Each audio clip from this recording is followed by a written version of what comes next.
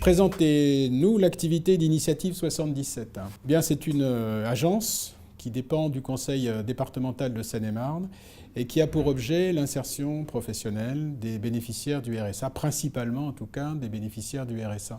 Quelle est la place de la formation dans les enjeux d'Initiative 77 ? La formation est une pierre angulaire de ce que l'on peut aujourd'hui proposer comme moyen d'insérer durablement les personnes, puisque mon objectif, c'est qu'il y ait évidemment le plus de sorties positives possibles vers l'emploi. On est aujourd'hui à 60%. Peut-être que l'on peut encore progresser, et je pense que si l'on progresse, ce sera grâce aux dispositifs de formation que l'on peut mettre en place.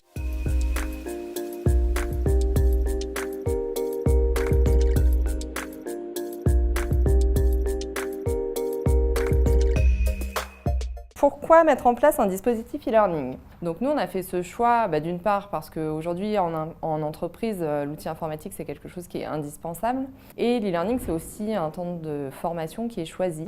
Et donc ça, c'était important pour nous de pouvoir concilier pour nos salariés le temps de travail et le temps de formation. C'est des salariés qui sont en poste dans la journée, donc qui vont pouvoir travailler le soir, qui vont pouvoir travailler le week-end sur cette formation-là. Ce qui est nouveau, c'est de se dire que le e-learning peut concerner des bénéficiaires du RSA. Ça leur permet plus de souplesse aujourd'hui et ils en ont vraiment eu besoin et les résultats montrent que le système fonctionne sans crier victoire. En tout cas, c'est pour l'instant une belle réussite. Cette opération a pu voir le jour au soutien du conseil départemental, ça va sans dire, au soutien aussi des AGFOS d'Île-de-France, et puis aussi au fonds paritaire de sécurisation des parcours professionnels, parce que sans financement, évidemment, il n'y a pas d'opération possible. Concrètement, comment ce dispositif s'est mis en place ? On a pris contact avec LB Service, en fait, qui monte des formations en ligne, dans l'idée de travailler sur les métiers de la logistique, qui sont des métiers très porteurs en Seine-et-Marne. Cette plateforme, on l'a mise en place ensemble, on a créé l'outil complètement ensemble, et les salariés ont pu se former en direct et de manière interactive sur la plateforme. Quel bilan en tirez-vous ?